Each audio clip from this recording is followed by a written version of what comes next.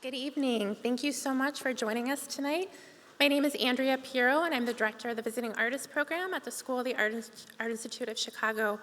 And for those of you that may be joining us for the first time, SAC's Visiting Artists Program hosts a series of public talks by internationally recognized artists, designers, and scholars each academic year to expand our thinking about contemporary art and culture. And I am delighted to welcome you to this evening's program by Whitaker Maylam. Whitaker Maylam have traveled from London to be here with us tonight, and I would like to thank them for taking the time to share their work and their expertise with us. I greatly appreciate their generosity and the energy they bring forth as they meet with students and faculty through a series of engagements this week. I would like to thank the SAC Fashion Council, whose support made it possible for us to bring Whitaker Maylam to SAC. The Fashion Council's philanthropy, engagement, and advocacy provides dynamic support for programs like this, in addition to funding fashion student scholarships and the Fashion Resource Center. I would also like to thank our partner, Christina Hamilton, and the Penny Stamp Speaker Series at the University of Michigan for making this mini US speaking tour possible.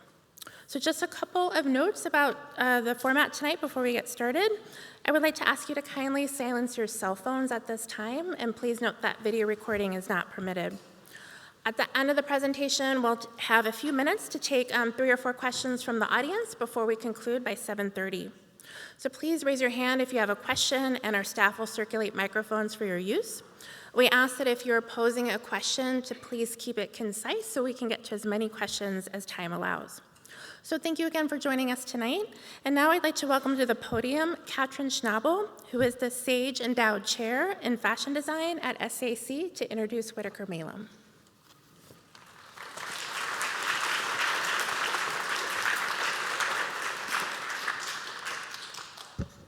Good evening, everyone, and thank you so much, Andrea.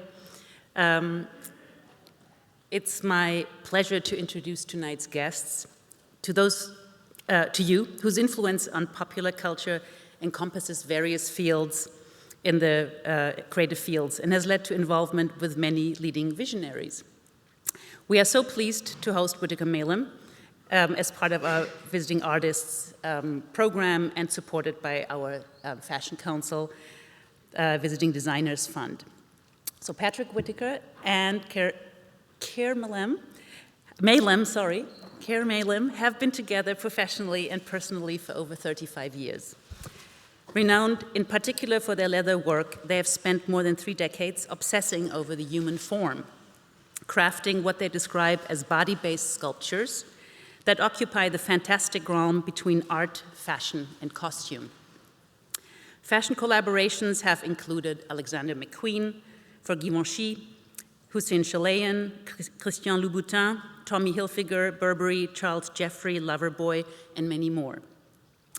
Whitaker Maylam's creations have been photographed by David LaChapelle, Ellen von Unwert, Helmut Newton, Mario Testino, and Tim Walker, among others, and have been featured in iconic fashion editorials for British Vogue, Vogue France, and more recently, Vogue Italia. Musicians who have worn their designs include Madonna, Mick Jagger, Janet Jackson, Cher, Gloria Estefan, Doja Cat, and Megan Thee Stallion, among others. Over the last 20 years, the duo have also worked on numerous movie franchises such as James Bond, Harry Potter, Fast and Furious, and notably created over 100 armor costumes for Wonder Woman and her Amazonian world. Other productions include Aquaman, Clash of the Titans, and more. They've also created superhero suits for Captain America, the first Avenger, and Batman, The Dark Knight. Whitaker Maylam's first solo exhibition in 2017 at the Gallery Liverpool consisted of a retrospective of work and introduced transmorphic superpeople, an optimistic exploration of the multiple possibilities of fluid sexual identities. Their work has also been exhibited worldwide in various group shows.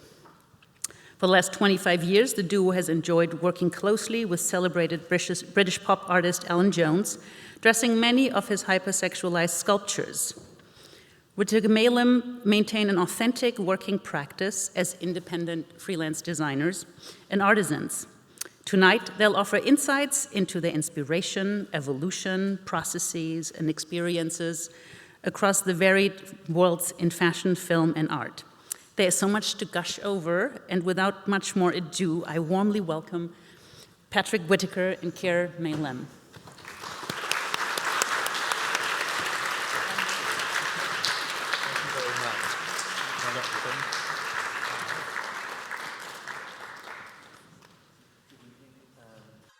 Good evening, everyone, and thank you for coming.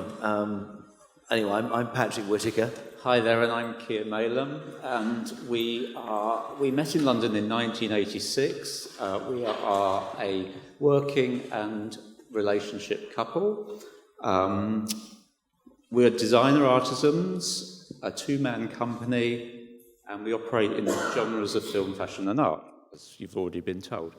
Our story is quite a modest one, in as much as we are not a brand or a household name. Nonetheless, we are aware that we have had some influence on fashion and wider popular culture. We like to think that whilst most people have not heard of us, they may well have seen our work.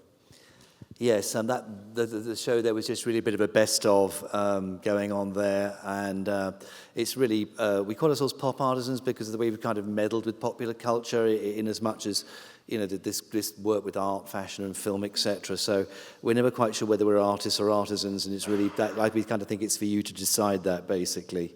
The first slide up here is, in fact, of my degree show from 1987, which Keir helped me with, and we vowed never to work again. After. And obviously we did. But basically, yeah, so this is from our studio lookbook sort of thing that we kept from years ago.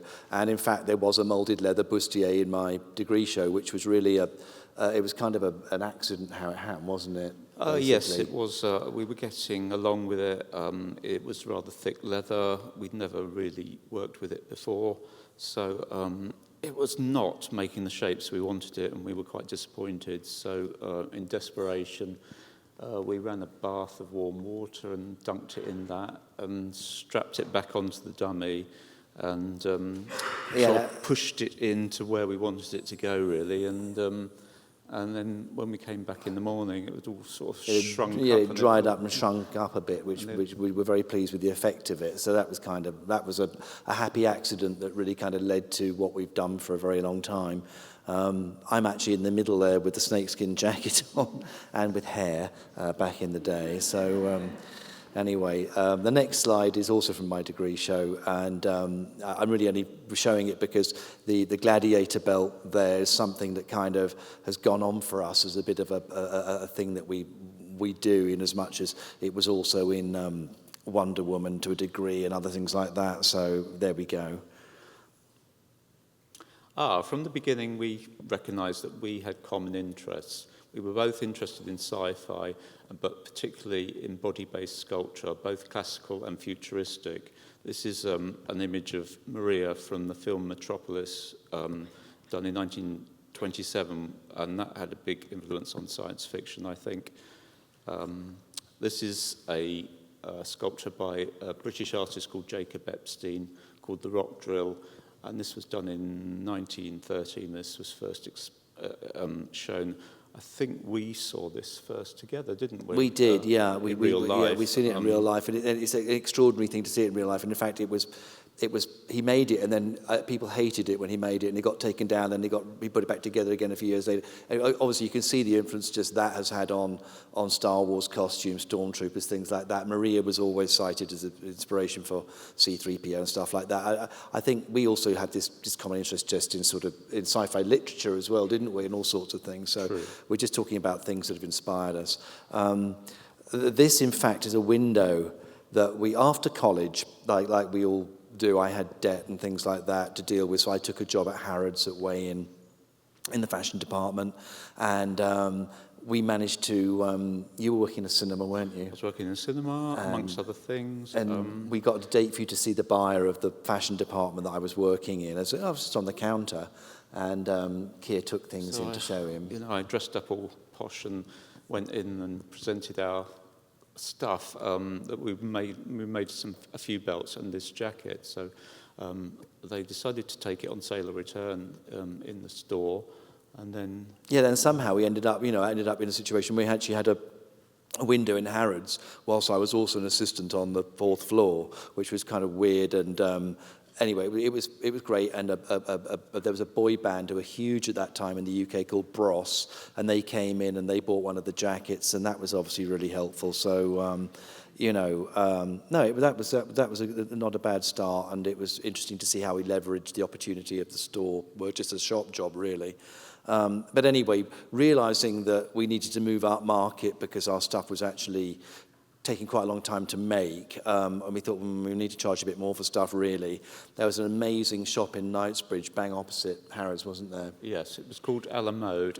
It was like the hippest but coolest high-end fashion shop in London at the time. They stocked early Galliano collections and stuff like that. We were always sticking our heads in the window and having a look and see what was in there, so we decided to aim for this store. And we made this bustier, which you see on the left there, which is a woven leather, and it's gilded there, but in fact when we took it to the store it was it was oxblood sort of colour, and then this stylist called Sarah Jane Hoare came in and said she wanted to shoot it for Vogue, but she wanted a gold version. Like tomorrow, and it was like, okay, so how are we going to do that? So we went in and collected it, and we've just basically, we just spray mounted it and stuck gold leaf on it. I think we actually stuck gold leaf on spray mount, which is not anything I'd recommend anyone ever does, but it got us through the shoot and it looked pretty amazing. And these photos are by Herb Ritts, for goodness sake, who was so celebrated back then, and it was UK Vogue, and what more could you ask for? But it's very interesting to note that we had this piece in English Vogue, which is the best press you could possibly imagine, by Herb Ritts, and the piece in the store. Though it didn't sell, which was quite a lesson to learn, that you can have these opportunities. It did.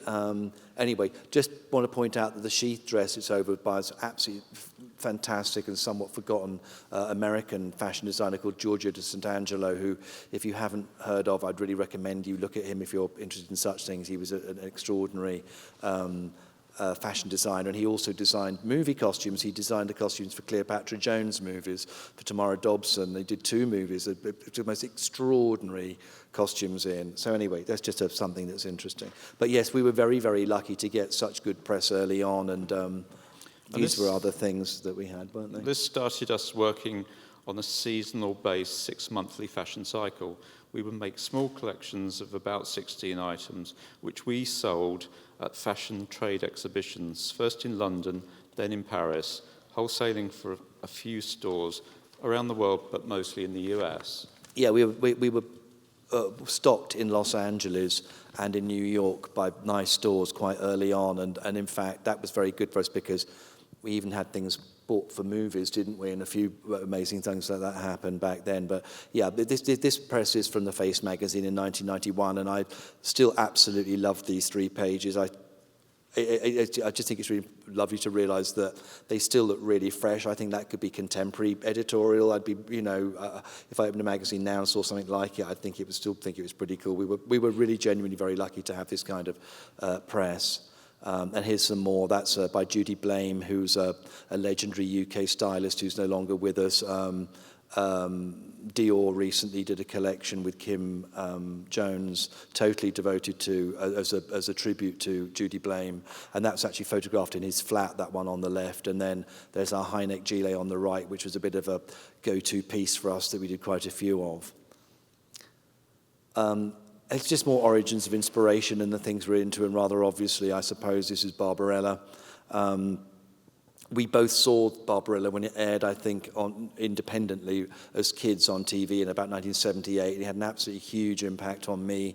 I was really aware of who Paco Rabanne was, and it was fascinated me that I kind of identified his work in the film whilst I was watching it because I was aware of his chainmail dresses and his plastic panel things and all the rest of it. And anyway, it was great to see his name go up at the end of it, and I thought, that's interesting. So you have slightly different memories of Barbarella, don't you? I loved it because it was so trippy, really. When you're sort of 12 or 14, that something so imaginative can be put in front of you. It's very inspiring when you've got a young mind like that. But I particularly remember the dolls with metal teeth sort of biting Barbarella. So Yeah. I thought that was quite a And brilliant actually, scene. I definitely was quite out of step with my contemporaries at St Martin's when I was a student, because I was really interested in these French couturiers who were making, like Cardin, Courrèges, and Paco Rabanne, and people like that, 60s, 70s sort of, well, more 60s than anything couture. But and my contemporaries were all mostly into Yohji and people like that, you know, contemporary designers, so Comme des Garçons, etc. Anyway, just some early inspiration. And here, in fact, this is a funny thing that happened. We ended up very shortly after that. People were borrowing our pieces to make people look like Barbarella in press. That's the first ever picture of Kate Moss in proper fashion editorial in Elle magazine. I think she was, how old was she? 17 years old, fresh-faced with great big hair. And again, pre-internet, that was a beauty page at the back, and there's just our little breastplate there showing. And they actually phoned me up from the shoot asking what Jane Fonda's hair looked like in Barbarella, because they couldn't. I was like, okay, you're doing this shoot, you don't know, because pre-internet, it was bizarre. And there's Catherine Zeta-Jones also sort of supposedly being Barbarella there, and another piece of editorial from Melody. But just interesting to see that circular thing going on between film and fashion for us even that early on when you look back now. Oh, so this is the age of MTV, and celebrities started to wear our stuff. They either bought it from the stores in Los Angeles or New York, or we were lending clothes or renting clothes sometimes, our samples for fashion videos. There was a lot of... for music videos. Yeah, music videos, music. MTV was huge, and people put a lot of money in, record companies put a lot of money into videos. So, So anyway, we've got there on the left, we've got Gianna Nannini, who's wearing the big Italian pop star of the day, wearing the jacket that we had in the window. And there's Debbie Allen at the Oscars in 1994. And again, she simply bought that piece from the stores in LA. I mean, the thought of people buying clothes for the red carpet, it shows you how much things have changed. And Gloria Estefan bought that piece to wear for the Super Bowl. And we knew that had happened. But again, pre-internet, we didn't actually get to see her doing that till about 8 or 10 years ago. I found a clip of it on YouTube, and it was like, it was a crazy halftime entertainment thing that she did, but to promote Winter Olympics. I can't remember what it was now anyway. And there's the boy band Bros, who we mentioned down there. So just kind of some of the stuff we were doing back in those days, really. Right, since the early 90s, we started to look at ways of displaying our own work and experiment with making our own torsos, which we inevitably covered in leather. And by the mid-90s, we were beginning to get fed up with the relentless and not very profitable fashion cycle. So these are a couple of our... Yeah, I mean, it kind of led to working with Adele Rootstein, who were a legendary mannequin manufacturer, and they did mannequins that looked like Joan Collins and looked like Twiggy, and I mean they were beautifully stylized. People collect them now. They're extraordinary. They're worth. If you're interested in that kind of thing, it's really worth looking at Adele Rootstein's pieces from those days. And they supplied the torsos that we leather covered. We actually free sculpted, that's our chair in the middle there, and we free sculpted that and leather covered one of those. And then the thing on the left there was a sculpture we made for the Museum of Leathercraft a long time ago. But which was actually an Adele Rootstein mannequin that we cut up and just... Yeah. This was kind of like our first experience, though, of working with like a brand or someone else. So it was a nice thing to do. And also it was an income stream which we hadn't had, you know. Yeah, it really was. They Ralph Lauren bought a lot of them for windows in America, torsos, and anyway. And because it was repeat work, we could, you know, churn it out a bit, which is not our usual... That's true. Modus operandi. So here we have showing... We work with this cowhide, and it's vegetable tanned. It comes this sort of biscuity colour. So everything we do to it, we do ourselves. So we buy it, you know, like that, and then we either gild it or we colour it, texture it. You know. play with it. And it's interesting to note that the gilding technique and and really the style lines that you saw on the torsos in the previous slide led to when Alexander McQueen approached us to work on his 90th premiere collection for Givenchy Haute Couture. He came around and said, "Oh, I like the gladiator belt things that you do, and I like the gilding on the stands, and I like the torsos." And so he just came to our studio, and on the back of an envelope, he worked that out with us, and then left us to make it. And the image on the right is by Pierre and Gilles, who are these wonderful French photographers. They work as a couple as well, and they have done forever. And we got to meet them actually through Christian Louboutin a few years back, which was a big thrill for us. And so really, this is just a little bit of. That's the other piece we made for that collection, which was a white patent leather feathered bustier. And Alexander McQueen was very generous with sort of the collab and etc. in doing that. And here are more funny pictures from our studio lookbook. They're just pasted into a big old photo book. And there's me turning up at Givenchy, which is a very amazing place, all very posh. With we literally the piece that we bought was under a black plastic trash sack, come off the Eurostar, and it was all very kind of sort of low key and what have you. And then there's us backstage getting the girls into their pieces, and Alec Weck wore it in the show. And then Naomi actually saw Alec at backstage at the show, and I remember Naomi Campbell saying, "Oh, see there, Alec, that's what you get if you get someone from London to do your outfit." And she definitely eyeballed it, and then it was about a year or so later, suddenly there she was in French Vogue wearing it. So she obviously made that happen. And there's Alec at a fitting, and there's a piece in our studio on our stand, having just completed it, and there's Philip Tracy with putting a dead bird on someone's head, it looks like, which I don't think made the show, but experimenting with hats. He made marvellous hats, obviously, for the show. And really, this was our first experience of working with brands, and we are quite selective about what we do with brands because we're limited output, aren't we, really? Yes. We can only really make, to the standard we want to make things, and really for our own work, we only can make 12 pieces a year. Obviously, which is very limited. Obviously, if we're commissioned to work for someone else, they always give us a deadline, so we have to work to that deadline no matter what. So, yeah. But for our own stuff, we get very anal, I think.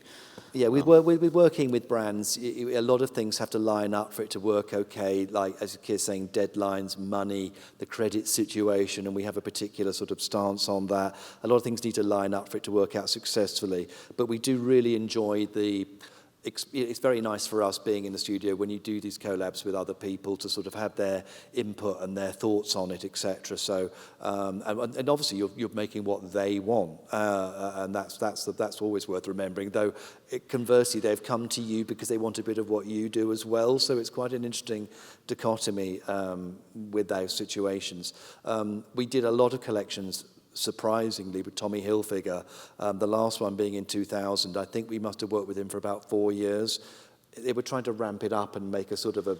Yes, Tommy had loads of advertising and was actually selling vast amounts of clothes, but he wasn't dressing celebrities and he wasn't getting editorial press. So he set up this label called Red Label, and we were commissioned to work into leather and come up with finishes that were interesting and unique and hand-done.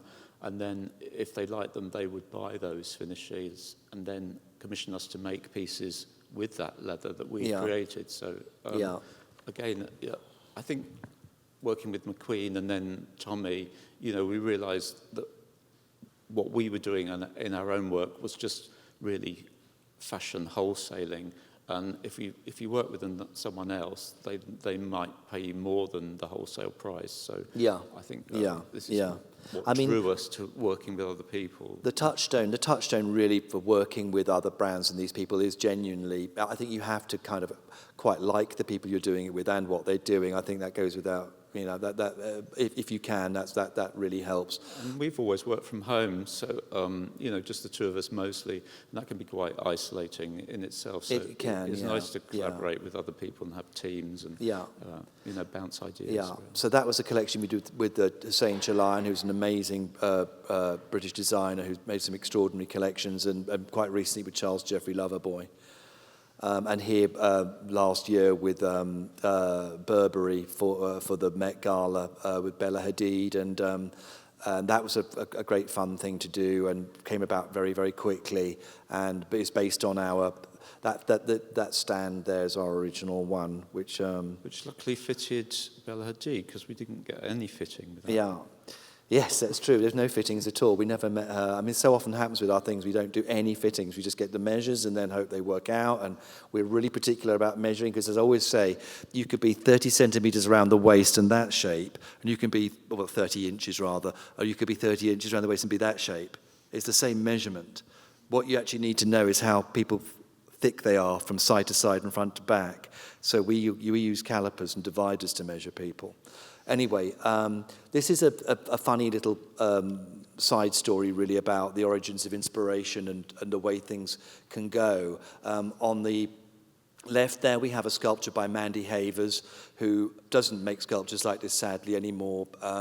She did do it for a long time, and I was taken by a friend of mine's mother, took me to see an art show locally, and this is outside London as a kid, and I saw one of her sculptures. It had an absolutely huge effect on me. It was very like the one you're seeing there on the left, but it was oxblood colour. It was like an anatomical figure, basically, made of leather. It was extraordinary, padded, beautiful, exotic object. And then it didn't make any big impression on me alone. Bob Ringwood, who is an extraordinary costume designer who came out of the world of theatre design, where you get to sets and costumes, and then he did Draftsman's Contract. He did Sexton costumes, unusually did Sexton costumes. But anyway, I digress. He basically completely based the Dune still suits on Mandy Havers' design, and freely admitted, invited her to make the still suits, but she was terrified. I think she thought she'd have to make 200 of them herself or something like that. But in fact, they would have done it anyway. They went away and made them anyway, as you can see. And our response to that was that we had a huge impact on both of us. Yeah, the 84 Dune is is still, for us, like one of the best costume design films you'll ever see. I mean, make of it what you will, but we love Dino De Laurentiis anyway, because he did Barbarella, and it was Barbarella in the 60s, Flash Gordon in the 70s, and Dune in the 80s, and that's like this sort of trinity of Dino De Laurentiis fantasy films. Anyway, and then we made a leather version of the still suit jacket, which you can see was shown was on in Elle magazine in '88. And then, as a result of what Bob did on Dune, he was hired by Tim Burton to create the first ever Batsuit, which in fact was made in the UK, I have to say, in probably quite a low-key operation. It was on the first, but that is the sort of real... Yes, it is the first real modern superhero suit. That exactly. Wasn't just like it was a game changer. Spandex or something. Yeah, and then we got to help with the Batsuit on The Dark Knight with Lindy Hemming in 2008, which was a fun thing to do. But those sort of superhero suits aren't just they're made by teams of people, and they really got us in to get it very near the body. And when we did, I think it's still the Batsuit that went nearest the body, and it was very flat to his tummy and all the rest of it. Anyway, then 2018, we were invited to come up with this thing called a Talos suit for Idris Elba for this Hobbs & Shaw Fast and Furious spin-off movie, and that was a lovely gig because it was kind of our chance to do something like that. They had really... They had concept art that no one liked very much for it, and they wanted to design, so we kind of designed it as well as made it.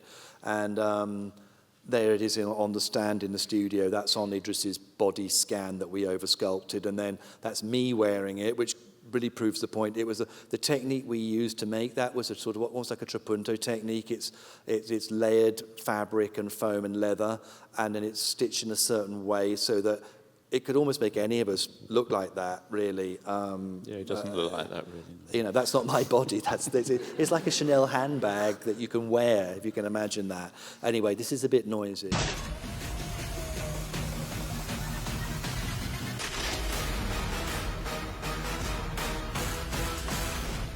just included that for fun, really, so there's Idris wearing it as well. So anyway. They turned it down. It was much louder earlier. It was louder early, yes. Anyway, a little bit more about inspiration and the sort of the history of stuff like this in general. This is obviously Issey Miyake's extraordinary work, and that bodice which is early 80s that he created. We've actually seen a few of those. They're really valuable now. They go for a lot of money, and Zandra Rhodes, who's a friend of ours, has one, and Alan Jones, the artist friend of ours who we work with, he has one. And it's quite a heavy thing. It's made of fiberglass. It's flocked on the back. And you kind of think, well, you know, that was one of the earlier things. That was probably the earliest thing in fashion that was sold that actually looked like that, predating Mugler or what have you. And I saw the Bodywork show at the V&A in London with my mother took me in the early 80s when I was a fashion student. We went to an extraordinary exhibition. And it's interesting because when you think of Issy, you don't necessarily think of that, but it's always interesting to realize that that's what he was doing. And really, this takes us on to Alan Jones, we just mentioned, the artist we work with, his breastplate from 1971 that predates that as well. But in fact, I would say that he was quite influenced by Barbarella also. So it's just, again, this interesting circular thing of ideas going around in inspiration. And we've worked with Alan for over 25 years now, and we were introduced by a British photographer called Bob Carlos Clark. And he introduced us to Alan because Alan wanted to complete this set of furniture, which he started in 1969. Yes, he ended up editioning it, and then he asked Bob, he said, do you know anyone who's good with leather? And Bob Carlos Clark said, yeah, there's these guys, Whittaker Maylam, because Alan had used someone in the 60s called... at a company called Atomage, and we can't go into that too much, but it's an interesting story. He was a guy that made S&M clothing, basically, but very high-end, and he was an extraordinary engineer. He was heterosexual, for what it's worth, and he engineered this incredible, weird 60s fetish wear. He also made Emma Peel's costumes for the Avengers TV series, which were legendary, these leather cat suits and all the rest of it. So anyway, this began our relationship with Alan, as Keir said, has gone on for a very, very long time, and we're still working with Alan. We have a sculpture on the go with him in the studio at the moment. We basically went to him and said that we had this leather covering technique that we'd used for, having had him ask us to do the furniture. We then said, well, Alan, we think we can leather cover a whole figure for you, because we showed him what we'd done with Rootstein and all the rest of it. So we did, didn't we? And our own chair. And this was the first one we did for Peanuts. Yes. But he showed it at the Royal Academy, and another artist called Gary Hume, a British artist, bought it that day, literally. Yeah, bought it very quickly, and then it was it shown, what was the figure it was shown next to at the Royal It was Academy? shown by, next to a Degas ballet dance. Yeah, which was amazing. So, that was another very nice thing that sort of set us off doing that. And here's Alan with two of the figures. Kate. You didn't mention the Kate there. Oh, right, was Kate there? Yeah. Oh, there she is, yeah. That's well said, Keir. Alan then had us dress Kate Moss as the sculpture to create a separate photographic artwork years later. And there she is. So we made a bodysuit that looked like the bodysuit that was stuck to the fiberglass. And actually, it's hilarious how we still get fashion editors phoning up and saying, oh, you know the bodysuits you do? And they're looking at these things that are stuck to fiberglass, and you're thinking, yeah, I know what you're talking about. You can't wear them. They're stuck to sculptures. So Alan had us do that, and that was interesting because it did actually prove that you kind of could do it, and sat her on the plinth of the sculpture. You said she's been standing there too long. She deserves a rest. So. Yeah, she deserved to sit down, so she got to sit down. Anyway, so this is another of the figures that we did with Alan, which we'd made quite a number of those. This was a large body form figure. We ended up doing 8 of these, and each one was a different colour. The smaller figure, which was something pre-existing Alan had, she's about 4/5 life size. Yeah. Anyway, it's been a wonderful relationship with Alan, and we learned an awful lot about colour on the body and use of line and all sorts of things. I mean, we have wonderful experiences with Alan, just deciding where the lines go on things, and it was really, really cool. And also, as we've gone round to his studio, seeing him paint and, change a line again and again. His and process again is again. very, very akin to our own in that it's very, very controlled and he'll do things that look very gestural, but they're not. I mean, he works it all out. Anyway. This leads us into examples of where our fashion has entered the film world, really. Yeah, I mean, we have this strange thing where we've been to movie productions and looked at the mood boards, and they've got our fashion work on the walls. And then we go to fashion designers, and they've got mood boards with film things on, just a reverse. So, and not just our stuff, but references in general. And we were aware that a few films throughout the years, they'd gone to the stores that we were selling, mostly in LA, and they bought pieces and then put them in movies. They just dumped them in the films and claimed they'd designed them for the films virtually, which was, sometimes. Anyway, so here we have our croc gilet from Elle in 1992. Then 10 years later, Lindy Hemming asked us to make it again for Madonna to wear. She was playing a lesbian fencing instructor called Verity, and the whole thing was mental, and the film was mentalist as well, but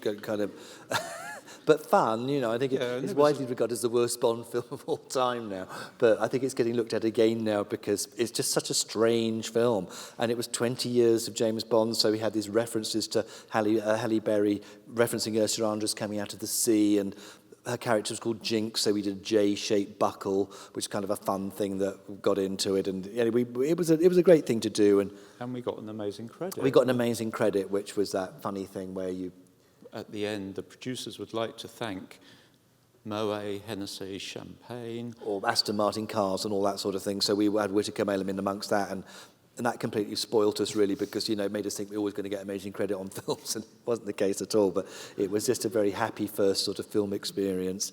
And then again, this is sort of our fashion work coming into film stuff again. This is working out a corset for Bellatrix on Helena Bonham Carter, and that's her in our old studio, and that she's trying on one of our fashion pieces, and we're pretending it could be something else there, really. And there's a bit of process here. That's we another. did a sort of deconstructed, collection. That we did, and they did test areas that we made, and I think that was supposed to be some blood battle damage or something on one of them. I don't know what, but it was an interesting time with films because back then. And it does still happen sometimes, much less on the big franchise shows. I mean, people knew they wanted something, but they didn't know exactly what it was. So these Death Eaters, we completely sort of came up with them. And they'd shown us, they had a few basic tiny little drawings, and there was one that pointed out, I said, well, I think it's great, they look like Ku Klux Klan, that's really scary.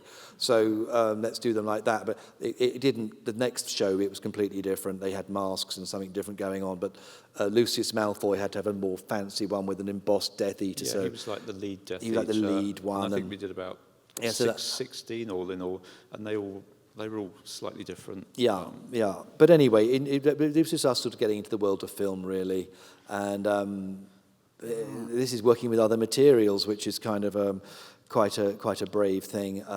Doing the Dark Knight Bats, there's Keir actually trying on a prototype of I think the top half is pretty finished there, but the lower half's just bits of plastizote stuck down. And we made the suit using what's called a spacer fabric, which is what you'd find on the back of rucksacks to stop you getting sweaty. And they had this rubbery tray system that was all stuck down, and it was super elaborate. And as I say, there's a lot more than just, there's a huge team of people involved with making that, but we were really brought in to get it near the body and make it all kind of happen. We had to glue it down in tiny little dashes, so so it could still stretch. It was crazy. And then this again was Captain America: The First Avenger, and that was a strange thing in as much as it's all made out of nylon horse blanket that we dyed, and this really, the main thing about the film work is that it introduces into this body scanning people, which has proved super interesting and informative to us.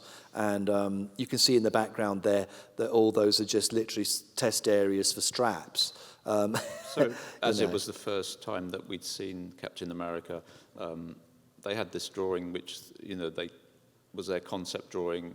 This was Captain America for this period of this film. Yeah, and it was, we are hired, in these situations, you are hired to pretty much lift it off the page, which, is what it is. So but nobody knew what it was made out of, so we came across this actual woven nylon fabric, which was used for horse blankets. Yeah, it's made out of horse blankets. So, and that was a sort of silvery grey colour. But the film was set in 1945, and we thought, what was modern in 1945? So we thought nylon, so that's where we went with that. So we ended up dyeing it this Captain America blue, which took a while, and then we overprinted it with a woven look fabric, which actually wore off quite quickly. So anyway, so as I've mentioned, the body scanning is something that really definitely was interesting to us, and this brings us on to another part of what we do, which is the sculpt side of what we do. My mother was a sculptor, and I learnt a lot about molds making. My mother taught Keir how to fiberglass many years ago, etc. So here we are on a different project entirely, which was for Christian Louboutin, who approached us quite a few years ago. He was intrigued by what we'd done with Alan Jones, and he asked us to help sell him. He was doing these exhibitions. We couldn't really work out what he wanted, Well, because he was a shoemaker and we didn't do We shoes, worked so- it out, and he wanted leather-covered figures that matched his range of nude shoes, which he does, makes his shoes, and the idea is to give the leg-along look. You can choose a skin colour that matches your own, so it's a really broad range of tones he does them in. It's a lovely idea. So he actually ended up body scanning quite a dear friend of Christian's, who's an extraordinary French woman called Arielle Dombasle. She's a bit of a French national treasure, and here I am in our garage in the country, oversurfacing. I mean, when you get a body scan of someone, it is a strange thing. They're not quite what you think they'd be, and what we know how to do now is to basically push things in and pull them out enough so that you affect a silhouette to get it nearer what you want. Yeah, we try and make them as perfect as we can, really, I guess. Yeah. This is So the process really here was basically it was original sculpture, which you saw in the previous picture. Then we'd have a mould made of it, then fiberglass cast out of it, and then here's Keir, That's the leather colouring technique. It's actually bonded onto the fiberglass. Yeah, and it shows you what a trompe-l'oeil effect it is, because what looks like a complete bodysuit isn't. It's all just stitched so that you stick it down and make it look like it's going to be like that. And this is obviously us working into, we scanned Arielle in a pair of shoes and then making sure the detail's correct, and Christian soles, and here they are, a group of them. We made, how many of them were there? 11 or something? We actually made 11. Yeah. I think there were 9 colours.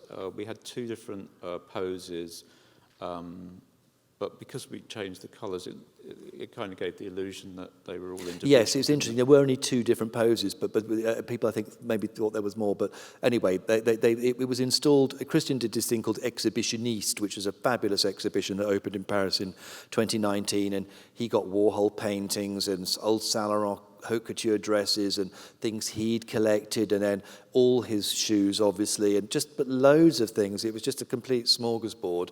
And we did it in Paris in 2019, and we showed it in Monte Carlo last year. And in fact, that actually then had an added Alan Jones wing, so it was rather nice that it kind of went round, so that, you know, Louboutin became interested in us because of Alan Jones, and then he got to meet Alan through us, and then Alan ended up having a room as well as us, and it was rather nice, really, the way that all worked out. So that was a nice thing. So every piece we make, we create a sculpted block, like a shoe last or a hat block. These have been developed both from our own sculpts and mould, and also from previous body scans, which we have over-sculpted and, you know, basically filched. Yeah. You can see on the right there, these are a collection of them.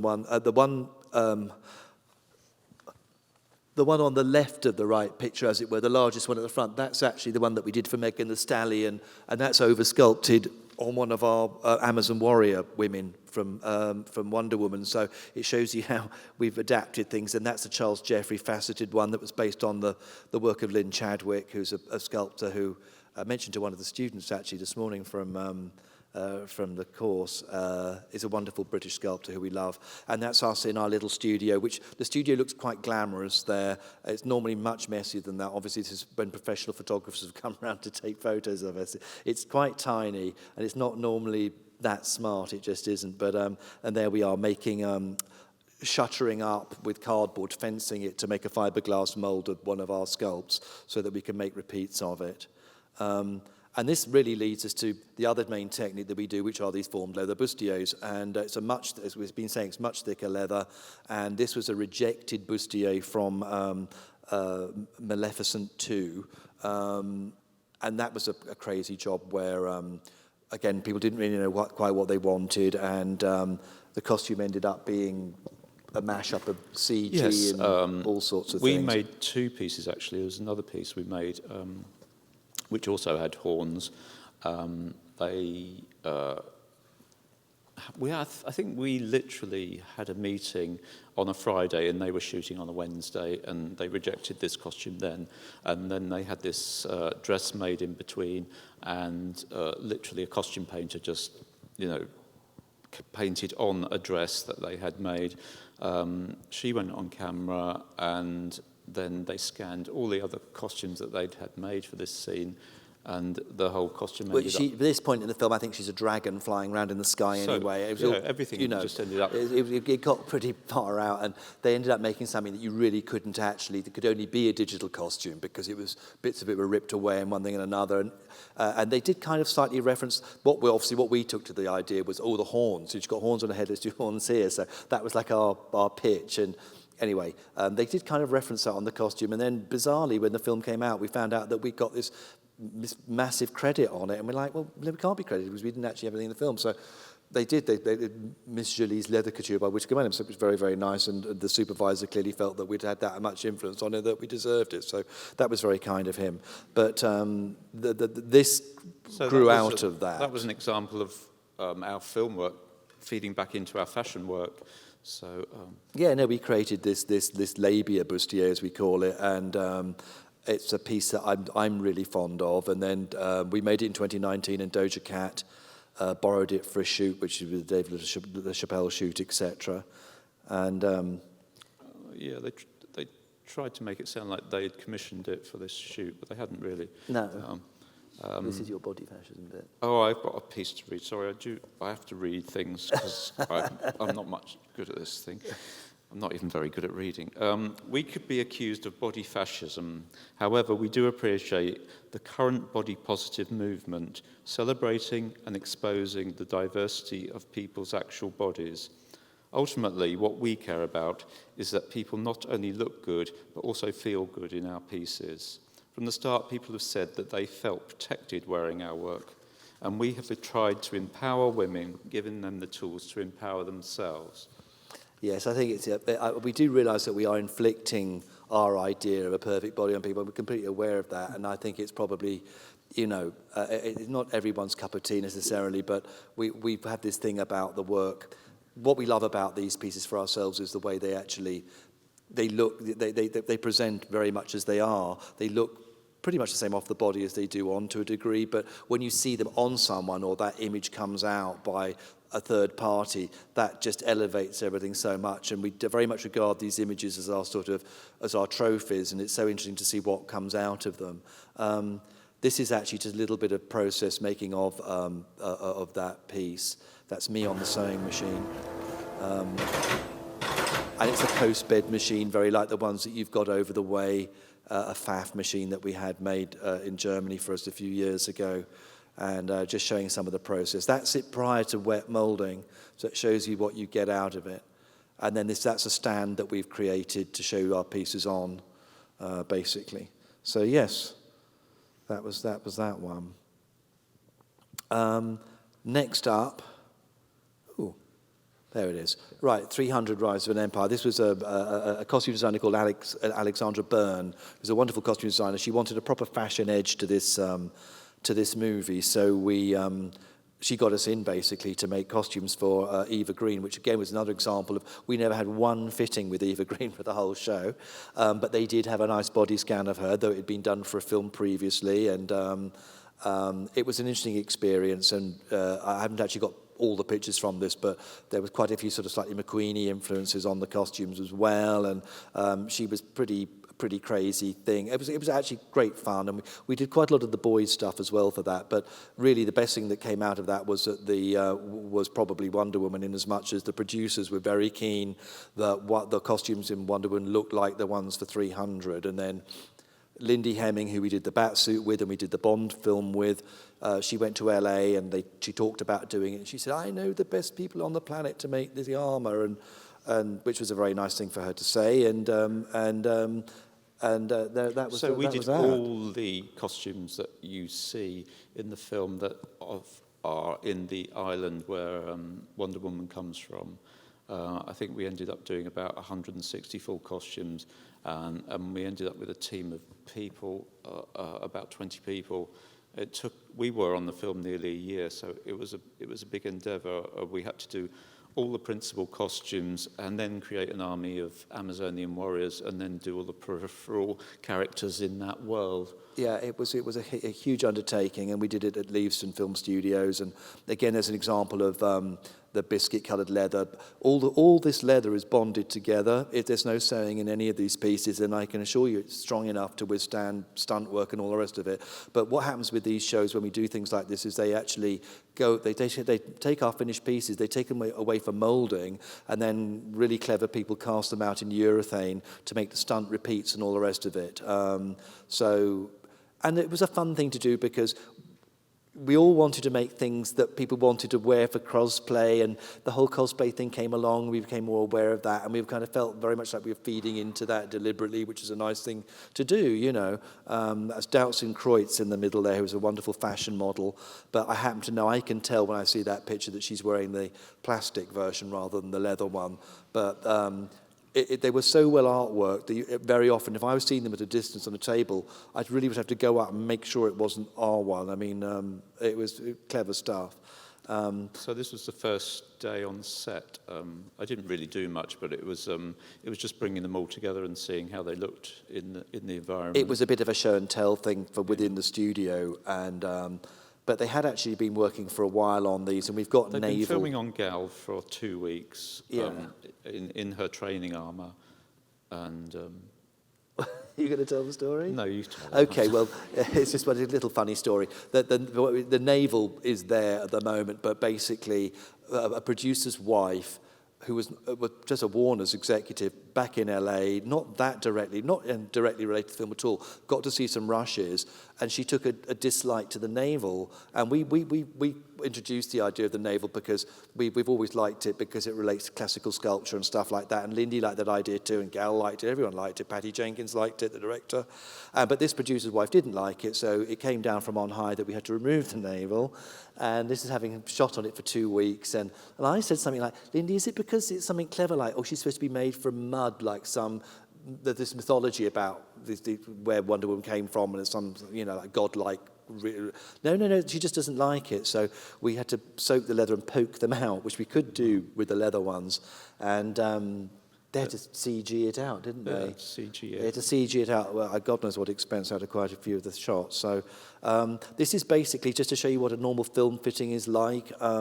It's a video, and this is Lisa Loven-Kongsley, who's a lovely actress, and this is what a fitting is like on a movie. That's why I'm talking about now. Yeah, no, that's exactly what I mean. Yeah, under my arm. Sorry for that. Yeah, I think it's because the Velcro's on the wrong way up.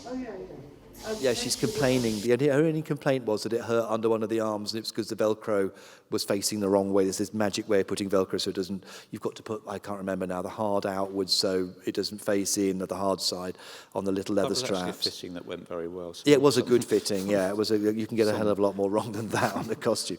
And then these are the senators that we created on the left there, and then on the right, that's the Amazon warriors, and that was the whole thing because we had this whole discussion with Patty about what their bust shape should be like and all the rest of it, and all we were doing was going in with Helmut Newton photos and saying, isn't this an Amazon?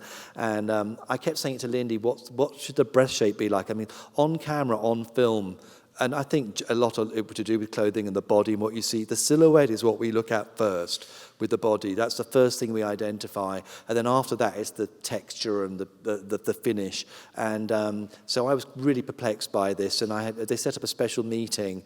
Lindy finally said, oh, we're going to go see Patty today, and one director had come and gone, and then Patty came in. We'd been working for a while to the production, and I said, Lindy, why are we going? She said, oh, well, you'll find out. And we're going to talk about what you want to talk about. So she got me to, she said, Patty's got something he wants to ask you. And I said, well, Patty, I want to know what you think the bust shape should be like on the Amazons and all of it. I want all different. I thought, okay, great. I mean, yeah, which was great. She wanted variety, but. Yes, and her husband was turned out to be a sports journalist, so he knew all these female athletes.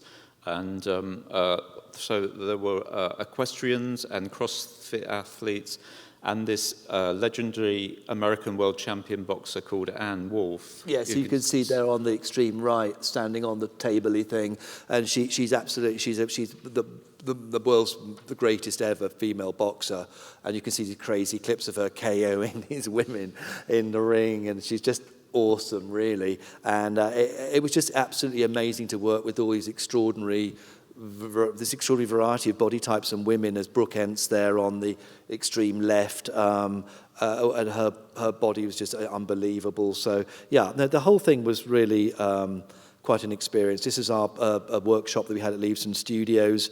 There's a little dye table there on the right where we're dyeing the leather, and there's our friend Rob doing something there. And this would have been a show and tell presentation, I think possibly for production or maybe merchandise. On the extreme right, there's an unused piece that we made for Gal Gadot.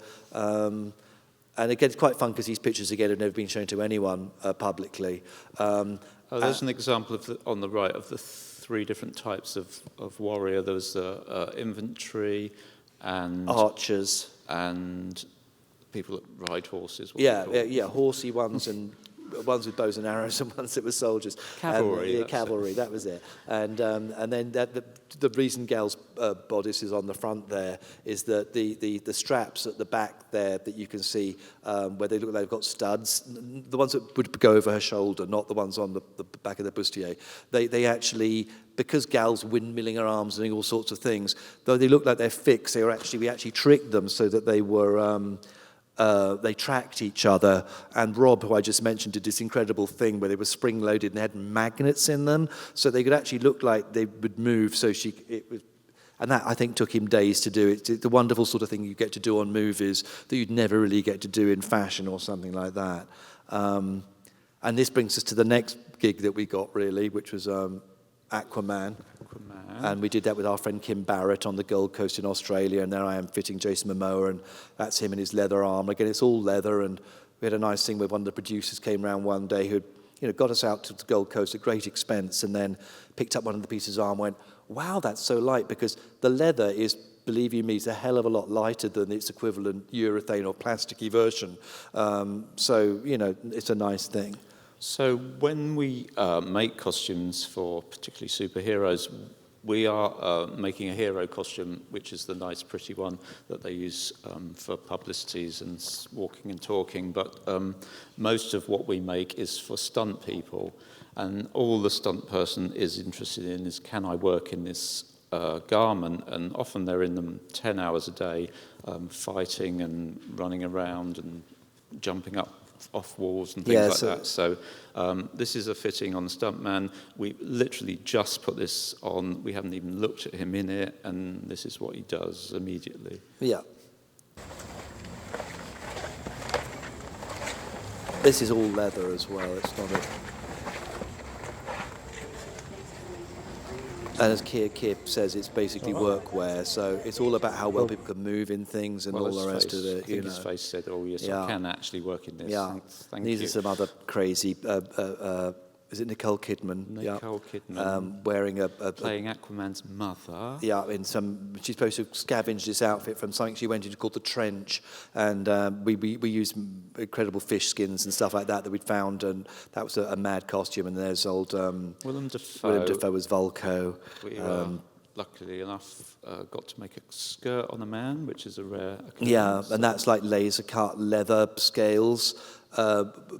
Mounted onto a net and all just used raw edge and all the rest of it, with a very lovely bodysuit that was made by some very clever women in Los Angeles who make such things. We made the yoke part and those bits on top. Anyway, I'm just moving on now away from the film work. Just a brief thing about sustainability in our world. I mean, in our version of sustainability is that really we have, as we said, we've got very, very low production numbers that we make. We stock minimum materials in-house. We try to keep our overheads as low as possible, but that's quite challenging these days with energy costs, etc. Our suppliers are ultra local to us in London. We actually chose our studio to be near this one place that sells the leather that we like. And we've got not being greedy, which is, we are, we've never been particularly wanting to dominate the world or a huge brand or whatever, but we do believe that a lot of the current problems we have with the environment and stuff are caused by this idea that everything should always be on a graph like this. I mean, it isn't sustainable for everything to always be on this extraordinary upward swing. And just leather, why leather in some ways? I mean, leather has a past, present, and future in as much as it's durable, ages well, gains patina, it's repairable, and it's recyclable. You can you can make leather coats into other things and all the rest of it, etc. So it's just a little bit about that, and also something to, Keir's a vegetarian, which is pretty ironic given our reputation for working in leather. Modern leather manufacturing uses 270 million cowhides annually. It's saving over 7 million tons from going into landfill. 40% is the estimated number of hides thrown away annually, and 20% is the number of hides thrown away in the USA in 2019. Not using leather would not change the number of animals reared for meat. It would just increase waste. A better solution would be to consume less meat and use 100% of the animal. That's our sort of opinion, but it's just something to address. There's been a lot of talk about how much leather is, affecting the meat industry or the use of animals. Okay, knowing the exhibition was coming up, is that the right thing to say? Yes, well, we took the opportunity. Oh no, it's not. Well, we had our first exhibition in 2017. And I don't know I'm over a page now. I know that. Yeah, I'm reading. I'm a bit confused anyway. Well, we were given the impetus to create new work for our first solo pop artisans exhibition in 2017, curated by our friends Duo Vision. Okay, so knowing the exhibition was coming up, we took the opportunity to explore the sexed body. We feel it's important that we have something to say with our personal work. And as our input is limited and the pieces take so long to realise, it's important to us that each piece that we make has to make some sort of statement. Yes, I mean, basically the mashups that you just saw were something that we were playing around with in 2016, and then we went on to produce these little, they're magnetic third scale, they're only about so big, third scale wall sculptures, and they're almost like fridge magnets where you can swippy swap them, and it's just this interesting idea of the sex body, and this is a lenticular print that we produced. It's quite large, and it has 5 positions in which it does this basically as you go past it. So that's just another way of looking at that this thing. And it's very interesting to note that, seen aesthetically, the results of our exploration proved remarkably consistent, with the male torso above the female lower half seeming demure and almost classical and quite refined, whilst the female torso over the male has an obviously opposite charged energy to it. It's such a different thing, and it was interesting for us to realise why we did this. And this led to us producing these 2 sets of armour, which are interchangeable. There's a little video to demonstrate it.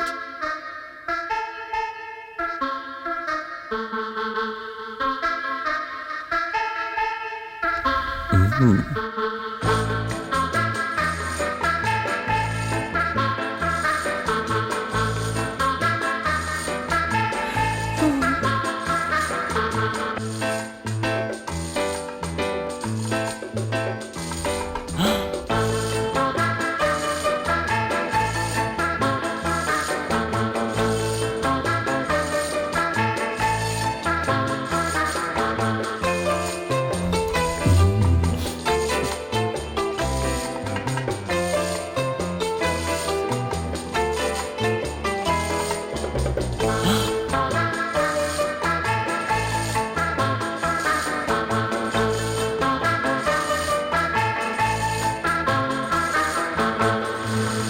Yeah, I mean, it was sort of a playful thing that we did featuring ex-Central St Martin students, etc.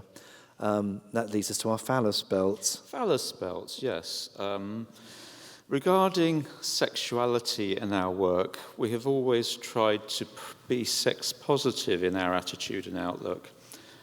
And regarding the sex as a positive and celebratory act, we grew up a product of our time with Barbarella and Alan Jones, openness about sexuality, having parents who went on naturist holidays and visiting nudist beaches ourselves. In general, we think there's nothing more visually interesting to a human being than another human being's body. Yes, I mean, this was obviously part of almost a conclusion of what we were doing, and we made the phallus belts really for men and women to wear, and just as a fun thing. But there's another side to it, I guess. Back in the day, auteur film directors like Fellini, Pasolini, Ken Russell, etc., they had this sort of brought an artfulness to cinema, which I think sort of sadly missing now. I mean, I guess they're the kind of movies that we always wanted to probably work on. Generally contemporary films, including some of the blockbuster ones that we've worked on, they focus a lot more on sort of stylized violence than stylized or artistic, positive erotic imagery, we feel, which is a little bit sad. And in terms of censorship, we find it particularly strange that women's bare breasts are still considered such a taboo issue in all the media types. Yeah, I mean, Tove Lo got into that thing and was brave enough to do it. I couldn't believe that she wanted to do it, and she did, and she wore it for a video for this To Die For track last year, and she's become quite a nice person for us to work with. This was a part of a fashion spread we had in Vogue Italia last year by Yves Camara and Raphael Pavarotti. Yeah, this is to show our sustainability in as much that, we can make a piece and then 10 years later, or nearly 10 years later. Yes, that piece was made in 2013, and actually 10 years later it was used for Vogue Italia. I think our stickability and our simply keeping on is one of the main reasons we're here today talking to you guys. We've managed to maintain our relevance by working in different areas of popular culture. However, in recent years, we do feel that the zeitgeist has moved a little bit more towards our way of thinking. Lately, fashion seems to have got either very near the body or very far away from it, and I feel it just come around a bit more to our creative stance. Though sometimes we do feel as if there's a weird inevitability about our part in dressing contemporary characters for the dystopian sci-fi movie that life in the 21st century seems to rather become. This is Megan Thee Stallion's Glastonbury look. I do feel like we're almost living in sometimes a bit like what was the films we liked? The Hunger Games. Hunger Games, exactly, where you've got these celebrities who are wearing this bizarre clothing and other people that have no money, and it's everything's so polarized now. But I guess we are quite a natural fit with that world, I guess. So anyway, this is a little bit of process of making Tove's tour outfit. She very generously, they just said we could make whatever we wanted for her tour, and she'd wear it. So we did, and we made her this bustier with interchangeable genitals. So she's got a penis and vagina. She can add that. You can just see at the front of the middle photo there. And she's had quite a lot of fun. I think, is she wearing it? She is. You can just see it peering out the phallus on the right there. Sometimes she wears it, sometimes she doesn't, but it's up to her. So it's been a nice thing to do. And okay. Have I missed a bit out? Have you missed No, I've missed it. It's all right. Anyway, this is just really to wrap up. This is just a bit more inspiration that we're currently into. We haven't always. This is Richard Lindner, who's an amazing painter, a German-American artist. He was a World War II emigre. His mother was a corsetier, and I think he died in the mid-70s or late 70s. But it's wonderful paintings, and the picture on the right there was something we posted on Instagram. We did a shoot in 2019 and posted it on Instagram back then, and then we had a remark from someone saying, "Oh, it looks like a Richard Lindner painting," and we thought, who's Richard Lindner? We Googled him, then suddenly realised he was this artist that we had always known about or sort of were aware of but didn't know his name. All the Yellow Submarine imagery that the Beatles used for that movie was based on heavily on his painting, and he's in fact on the front of the Sgt. Pepper's album cover, isn't he? Yeah, we didn't realise quite what an influence he'd really had on us. It was his style was in other cartoons as well, which we watched as children. The other piece we were asked to do and take part in the next exhibition about your sexual heroes, but it was by a museum of sex objects which exists in the UK. Yeah. And it was an exhibition of embroidery, so we were all given an embroidery hoop, and as we don't do embroidery, we made that to fit in an embroidery hoop, and then this is just a quick show of this is something we've literally completed in the last couple of weeks, which is another sort of Lindner derived piece, and it was quite a humbling thing to make this. we thought about making, it was Keir's design really, and he kind of led this one. We kind of trying to take turns more about doing that, and it's a long time since we've made our own piece for ourselves, and given that we dye all the leather and that you had to change the thread colours and things, it proved to be quite a tricky thing to make, really. But we've come to realise that we've fetishised our own process, both in terms of general practice and our obsessive attention to detail, and also in our approach to the body. Technology definitely has its place in aiding process, like body scanning and stuff like that, you know. However, we've definitely come to the conclusion that beauty is not always about perfection, technical or otherwise. We're both very proud to have become celebrated and to promote what we like to call the hand of man, and keeping craft alive, really, in an increasingly virtual world dominated by AI and computer-aided design. And we're grateful that we've been able to run our business for so long whilst doing what we love, and we're pretty happy with our position in the world. So, yeah, thank you so thank much for you coming, all for guys. I coming, mean, and that's really, thank you.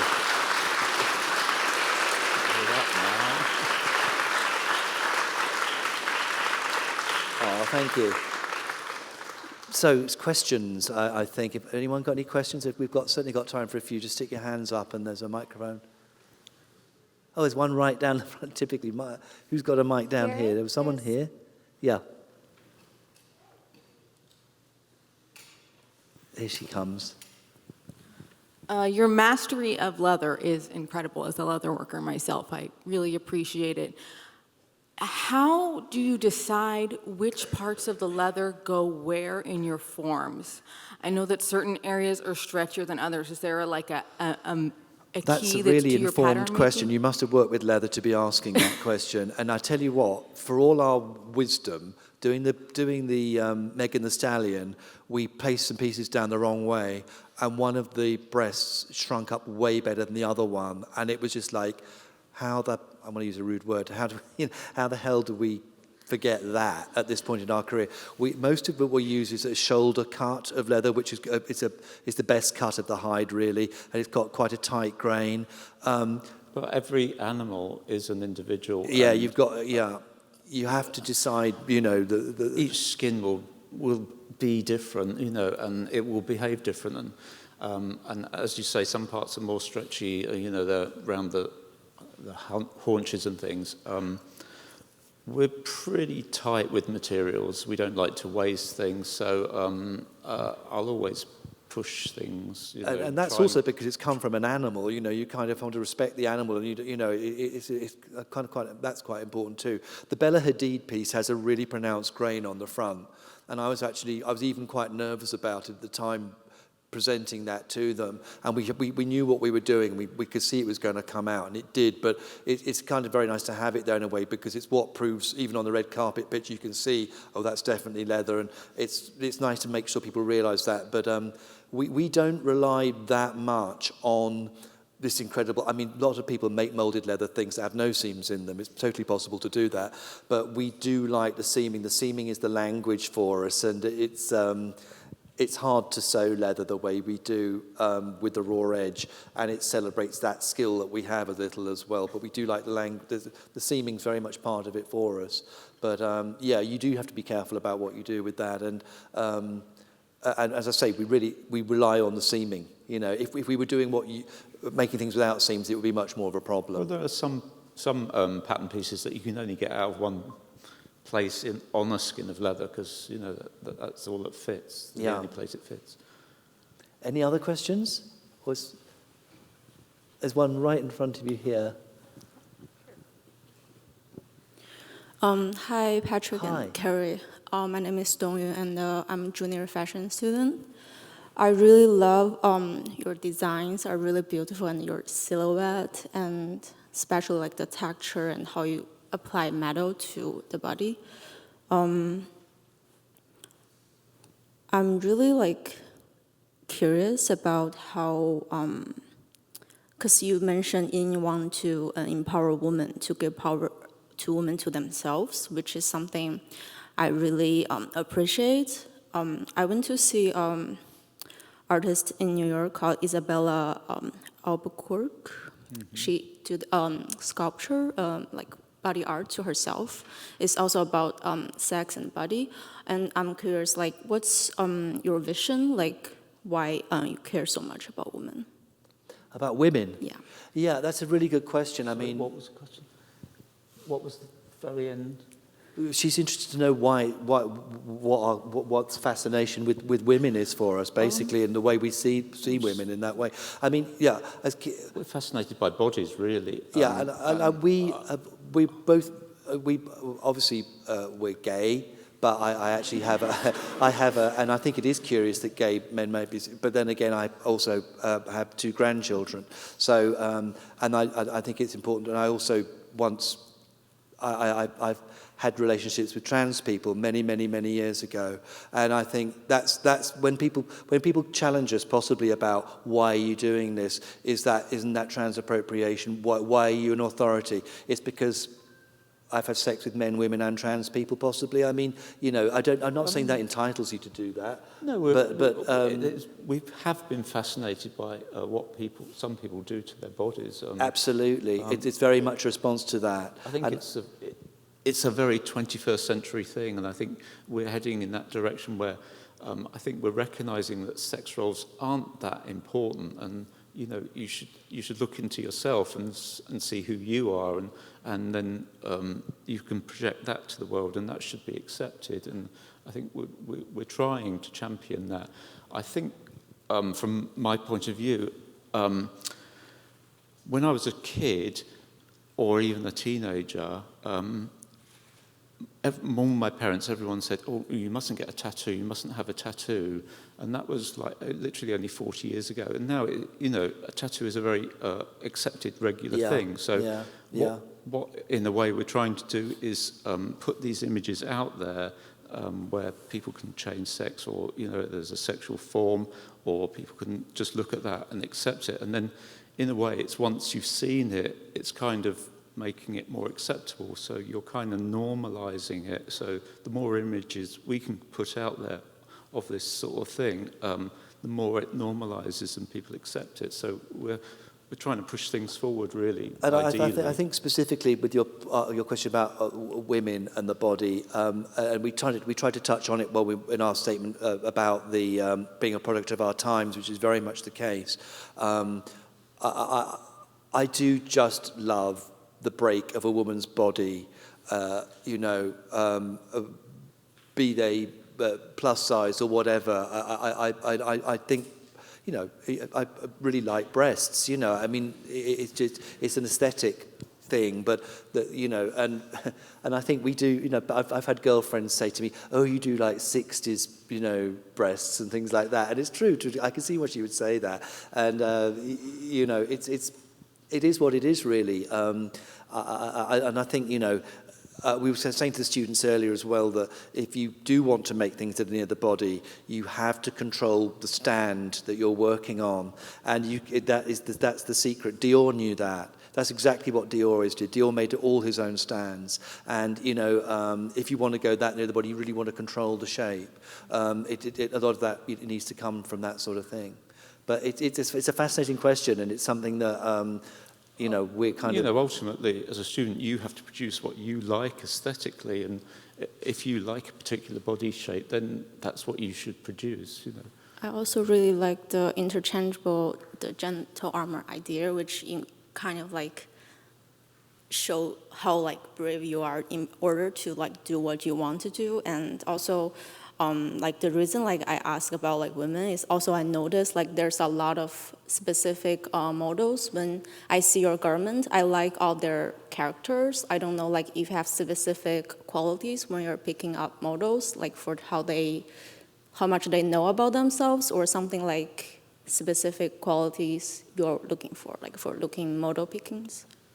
Okay, thank you. You're asking about the characters of the models. Yeah, I really love their... Yeah, no, I mean, wow. I mean, yes, it's like that's the amazing thing, the amazing jump that you get when you get with someone having made the piece, and then you see Doja Cat in it, and it's just like, well, we like the thing anyway. Now it's like, wow, you know, and the best models do bring extraordinary amount to the game. Of course they do. And For us, you know, our real fascination is actually having our own work taken away from us, put into a shoot or a film or whatever, and then us getting back the results. You know, that's, you know, yeah. He called them our jewels. You know, they're our jewels. We haven't had too many opportunities to pick those people ourselves. You know, you're presented with, well, thank goodness you're presented with Angelina Jolie or Halle Berry or someone amazing anyway, you know, or Anne Wolfe, better yet, you know, and that the boxer. So, yeah, no, it's not just that, or someone who's quite lopsided or yes, not, I mean, not very perfect. It is really interesting to note that when we've had the scans done, there's only been one that I'd ever said was like, wow, and that was Hugh Jackman, about 20 years ago, was just like, that was a sculpture. It was like, actually, you don't really need to touch that. But that was the only time we've ever had one of those. And everyone else is always, you know, there's always something going on. And of course, what we want is symmetry, because we're also programmed to identify symmetry on the body. Although I think asymmetry on the body is even more interesting, and that's the fun thing to celebrate with that new Linda thing we've been making. But great questions, and thank you. Any other people want to ask anything? We've got someone here. We have time for about 2 more questions. Oh, 2 more. So we've got one here. One up here as well, to your left. Can you speak up, because I'm a little bit deaf? Yes, I will do my best to speak up. My name is Nadia. This is my first time at a talk like this, so this is amazing. Mine too. Yeah, but I guess like I just admire how much you guys are like a testament to how slow fashion and like intentionality behind craft can still be like very successful in this time of so much fast fashion. My question was sort of about, it seems like from when you were talking about the first like corset that you made with the wet mold technique, that it was sort of like an accident at like the end of your time at school. And I was wondering sort of what was the balance of like the techniques and all the experience that you had in school versus the experimentation that you had to learn on your own afterwards when you were outside of that? Well, I met Paddy in '86. He was in the second year.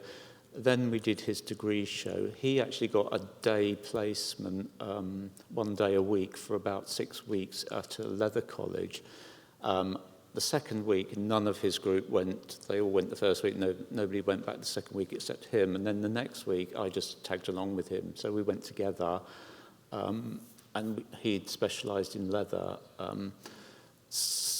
I think, really, you were lucky to learn sewing and, pattern cutting and stuff like that. I never went to fashion college. So, he had the experience of pattern cutting, but I was more interested in the actual substance of the material. So really quite a lot of the things we learned together.